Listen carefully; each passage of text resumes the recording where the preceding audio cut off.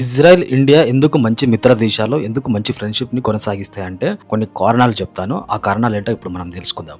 First వచ్చేసి India, Pakistan Kargil యుద్ధం జరుగుతున్నప్పుడు ఇజ్రాయెల్ మనకి ఆయుధాలను సప్లై చేసింది. ఆ విధంగా మనకి హెల్ప్ చేసింది. అందుకే ఇజ్రాయెల్‌తో మనకు మంచి స్నేహం ఏర్పడింది. తర్వాత ఇండియాకి అత్యధికంగా ఆయుధాలు సప్లై చేసే దేశాలలో ఇజ్రాయెల్ టాప్ 3లో ఉంది. మన ఇండియా మొత్తం వ్యవసాయం మీద ఆధారపడే దేశం కాబట్టి డ్రిప్ ఇరిగేషన్ సిస్టమ్‌ని ఫస్ట్ ఇజ్రాయెల్ తీసుకొచ్చింది. సో ఈ డ్రిప్ ఇరిగేషన్ సిస్టమ్‌ని కూడా మన ఇండియాకి ఈ టెక్నాలజీని అందించింది.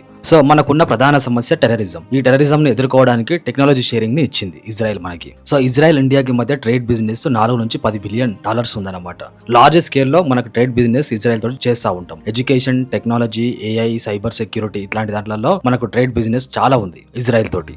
సో ఇండియాకి, ఇజ్రాయెల్ కి ప్రధాన సమస్య టెర్రరిజం. సో ఇజ్రాయెల్ కి హమాస్, హిజ్బుల్లా ఎట్లా ప్రాబ్లమో మనకు ఇండియాకి కూడా టెర్రరిజం తోటి పెద్ద సమస్య వచ్చింది. సో ఈ టెర్రరిజం ని ఎదుర్కోవడానికి technology sharing, cyber security, AI technology Israel మనకి సపోర్ట్ చేస్తుంది. మనం ఇజ్రాయెల్ కి సపోర్ట్ చేస్తూ ఉన్నాం. సో యునైటెడ్ నేషన్స్ లో ఇజ్రాయెల్ కి ఇండియా ఎప్పుడు సపోర్ట్ చేస్తూ ఉంటుంది. ఇజ్రాయెల్ కి ఏదైనా అంతర్జాతీయ సమస్య ఏది వచ్చినా ఇండియా ఇజ్రాయెల్ కి యునైటెడ్ నేషన్స్ లో సపోర్ట్ చేస్తూ ఉంటుంది. ఇజ్రాయెల్ అందుకే మన ఇండియాని ట్రస్టెడ్ దేశంగా చూస్తూ ఉంటుంది.